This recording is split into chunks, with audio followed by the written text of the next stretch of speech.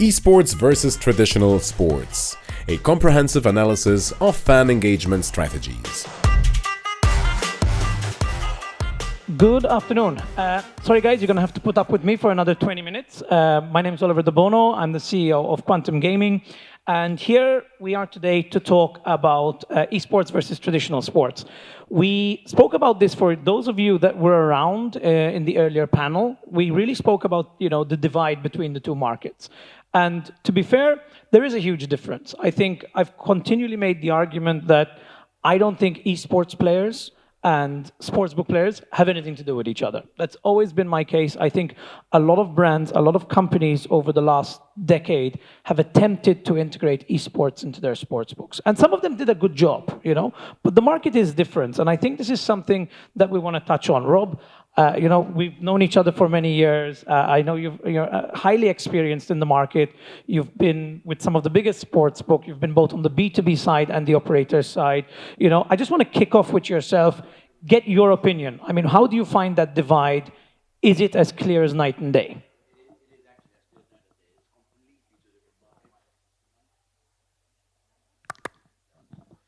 It's completely two different markets, two different segments. There's been a lot of sportsbooks that have tried to implement the esports into their own sportsbook and offering the same kind of offers, the same kind of betting markets. And they didn't really attract the player, the esports player, to come on. People maybe see it as originally a failed experiment, let's say it, in the very early days. But you had some companies that did it and did it right. The first company I think that did it right were Pinnacle, where they actually opened a separate portal just for esports and not tackling it as only an acquisition tool. As you mentioned earlier, esports was being used as an acquisition tool to bring in young players to play sportsbook and then try and market to them their sportsbook, which is completely wrong. I mean, if any of you have children that are 15, 14, which is my son's age, it's a completely different market, which I don't understand how to market to them properly.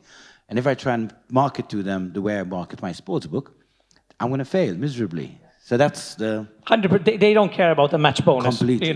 It's a completely different market, and this is where it really, really gets interesting. Vladan, I want to switch to you because obviously, Odin, I know what you guys are doing. I believe there's a clear night and day split between the two markets. Do you guys venture? Do you cross that line between esports players and gamblers? I mean, there are some, let's call it, bridges between traditional sports and esports. Obviously, esports is a completely new vertical, and you will be, if you're a sports book, this is a completely new demographic for you, right? But when COVID hit and when there were any sports events, right, esports rised a lot. And what also rised is, we call them e-simulators. Basically, you have like real players sitting somewhere in the studio and they're playing like FIFA, for example, or NBA, and you create odds for it and people bet on it. It's like a really fast pace. It's quite similar to virtuals, to what Rob was doing before. So, you have games that are lasting 24 hours a day, 8 minutes time, and then there was no sports, and this was the only thing, together with virtuals, what was available for betting. And a lot of sports bettor actually got used to it, and even today, these kind of things are being used as a gap fillers. So when, there is second Malaysian league in football, obviously if you see somewhere like Real Madrid or someone, you're gonna check it and you're gonna place a bet on it. So the interesting thing, and you just touched on this subject, but it was sports bettors who bet on esports, not esports players who actually bet on the market. Correct. But it was simulating. Agreed. During COVID, it was simulating the gap, the lack of sports activities being happening. So that's where the sports bettors were betting on a product that was very similar to what they're used to betting on. Agreed, 100%. With the same markets. But what we're saying here, it's still gamblers. It's still sports betting customers because the transition between the esports players never really happened. And I think one of the interesting things about there, I think, Rob, we were actually together in Asia when we were having this conversation, with a number of the new brands. And one of the biggest issues we found that we have with esports, especially gambling on esports, was the level of trust. You don't know, it's not like Real Madrid, it's not like Manchester United, that these players are being paid hundreds of millions. And there's no guarantee that the player on the other side who's taken X amount of bets against them, you don't know all the esports players. But that is changing. That is changing. Today you're seeing Korea, for example, there's a new stadium coming up for about 25, 30,000 people. Money is being spent on teams. Players are actually making decent money. So there isn't that, let's say, trust level. But I believe that there's more regulation that needs to come in for esports, and maybe my esports counterparts would know more about that than me. But I think that's where I think the next stage of how esports will become, let's say, more affluent or more popular as well, or helped is a bit of regulation, as not necessarily gambling regulation per se. I would say as the way the games are being played, maybe something 100%, like that. like a governing body. Mikhail, I want to switch over to you, coming from Adsterra. What is your take on the market? Do you see a complete split between the two markets?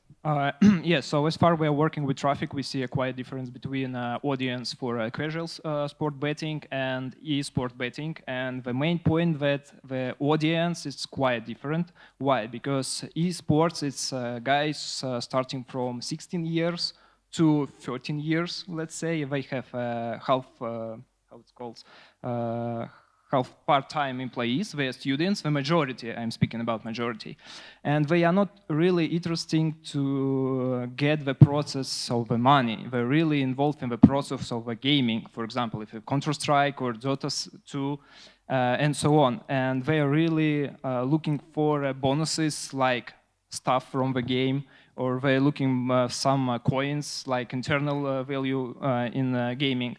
The quite different situation in esports, because mostly guys, they are looking for betting, like profit from the betting, and that's, from my point of view, the main difference. Coming back to your question about like more legalization of it, you can see it, like many countries actually recognize the esports as official sport, and you can, Saudi now is a hot topic everywhere in the world, and you can see that what Saudi, for example, is doing with esports. Just like 2 weeks ago or 2 weeks ago, they hosted one of the biggest esports event in Saudi, and it was a huge success. They made Saudi Esports Federation, which is like pumping in like hundreds of millions of euros into esports ecosystem, and you can see likes of, I don't know, Germany or France or even Spain that are having their own esports federations, who are monitoring the players, who like player associations, etc. And these players, when you're speaking about tier 1 events, these players are actually highly salaried, like not as in football obviously, but they still receive high amount of salaries, and they are also being well controlled, the organizations. You can see a lot of football clubs like PSG venturing into esports, having esports team. So I think that esports is slowly like there to be compared towards traditional sports. To add on to this as well, right, because we're talking about trust levels, right? So I supported a football team because my dad supported that football team, and my dad's dad supported that football team, and it's been something that's been going on for generations, where you've passed on your supporting. And in this family, we only support Juventus, sort of thing. With esports, you don't have that. It's something new. So it's breaking boundaries to a certain extent, but creating new emotions and new things that we're still yet to understand. Just want to add, yes, because a casual sport, let's call it casual traditional sport, they have a tradition. It has tradition. For example, in Brazil, it's quite big, like a holiday or celebrating when dad taking for a hand, his son is going to the store and buying a jersey, he's coming back, and all family celebrating, because they all really in football. They all like the national football team or local team and so on. And we don't have in esports, but we have the same feeling and the same motivation for the audience from casual betting and esports, because all of them are looking for emotions or drama if someone winning or something losing. For example, for esports audience, they're trying to improve the skills of gaming, looking these events. The same is happening in with traditional sports. The young guys just looking how's playing Messi, Ronaldo, and trying to looks like them. Let's make the tradition. So from my point of view, tradition of esports is just will appear next 10 years maybe, and probably someone will take his son right behind and going to the store and buy like a navy t-shirt or jersey just to cheering, because they have a family tradition as well. So that's interesting, and I think one of the topics that we were actually touching on as well yesterday was a little bit of a sense of nationalism. Why? Because one of the sports I think you can actually compare esports to would actually be tennis. And I'll tell you why this was our opinion, because you're actually representing a country at this point in time. So unlike Rob said, supporting a football team because generations have supported them, you're actually representing your country in this case. So where we are, or what we believe we are at this point in time, is the market is still quite young.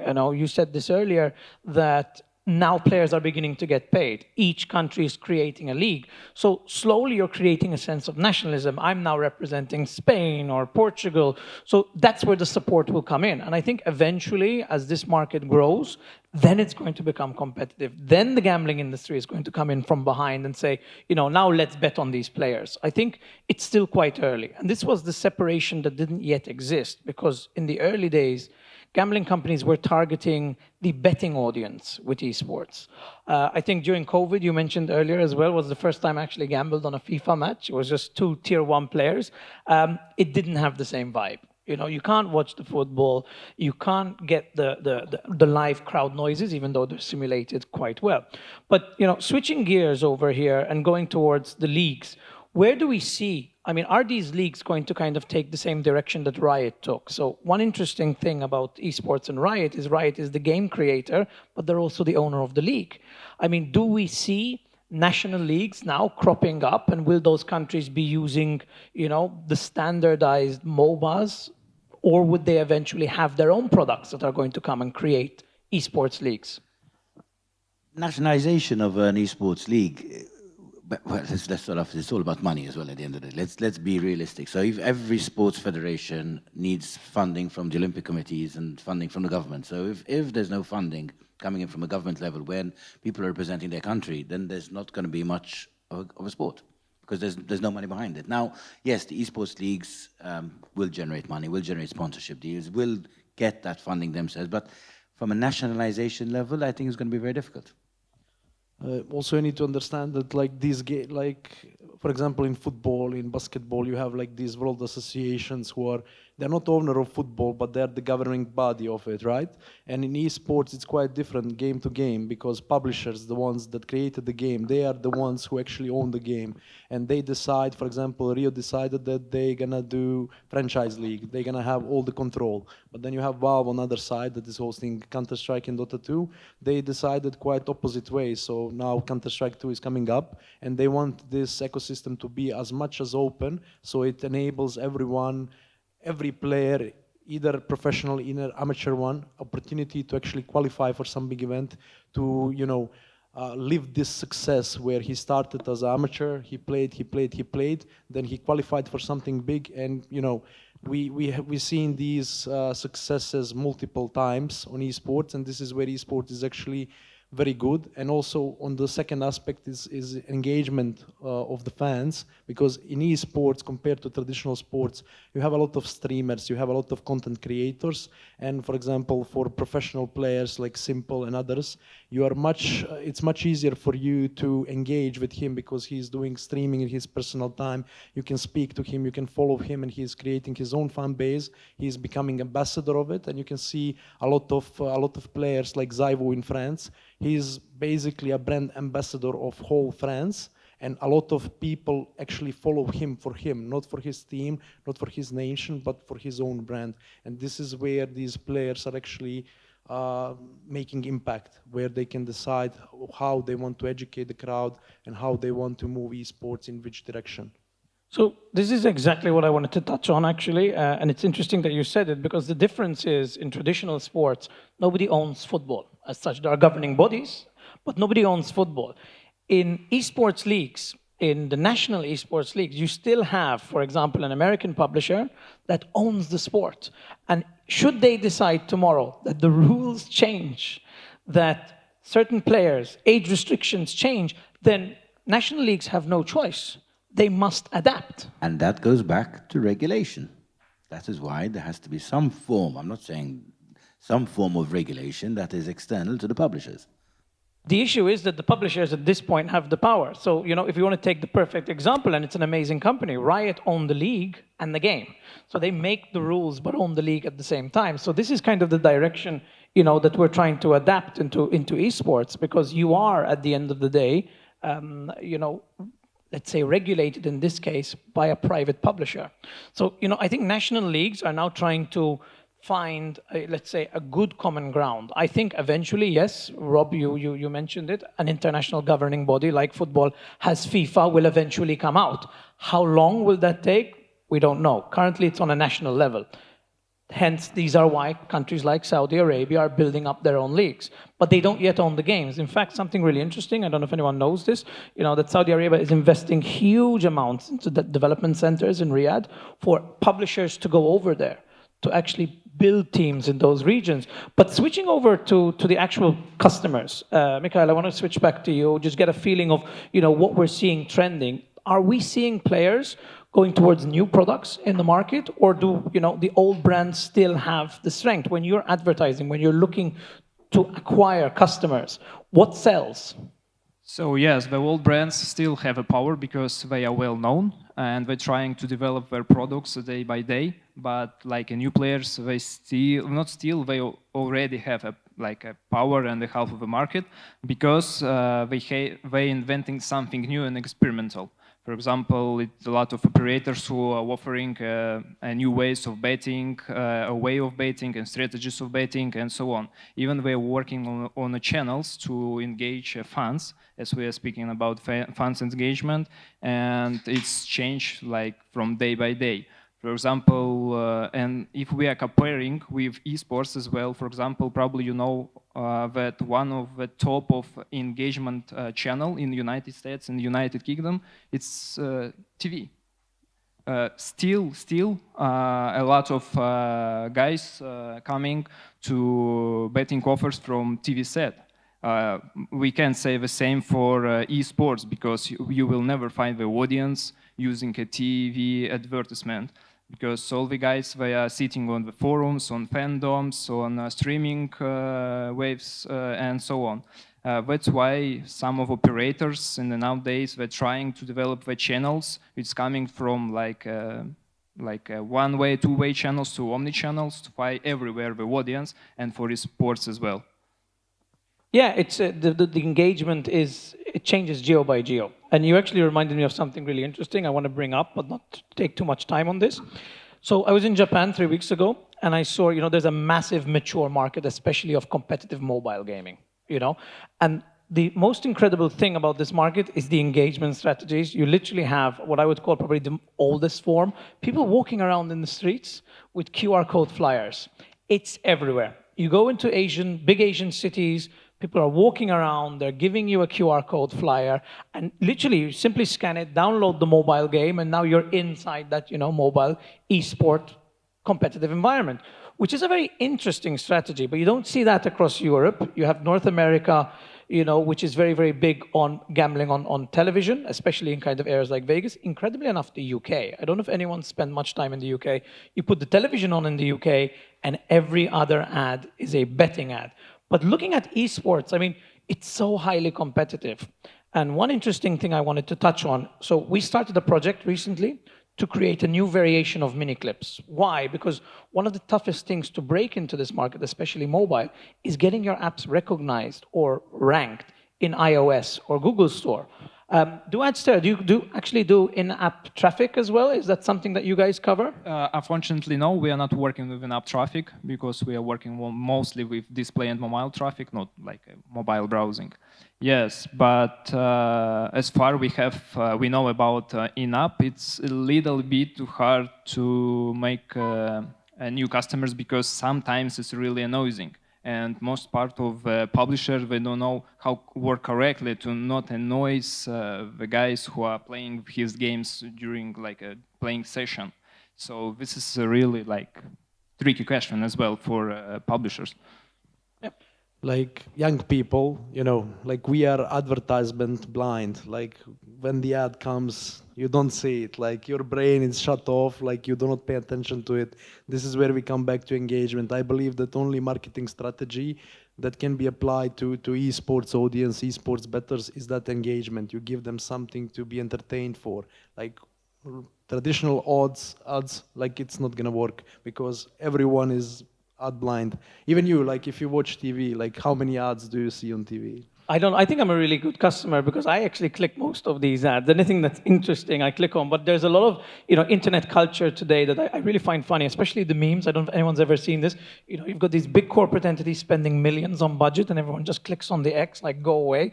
So you coined it well. Everyone is ads blind today. So what is the acquisition point? So we're talking about engaging fans. What other interesting, let's say, directions can brands take in esports to bring on customers?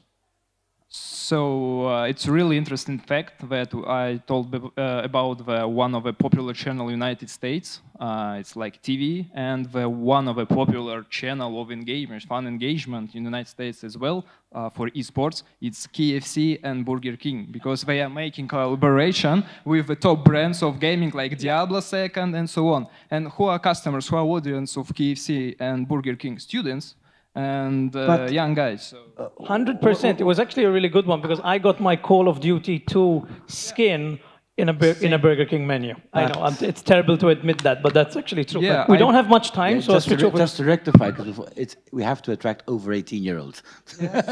Well, that's another fundamental difference. Yeah. Unfortunately, we are actually out of time, but I just want to close on this. So in esports, the target market, I would just assume, is the youth, while you can't target the youth in the gambling market. But one interesting thing that I did want to mention before on in-app traffic, and this is actually really, really interesting, that a lot of the publishers, especially on in-app traffic today, is ecosystem traffic, which means that you can only actually advertise products that come from that ecosystem. You can't put a banner to your URL.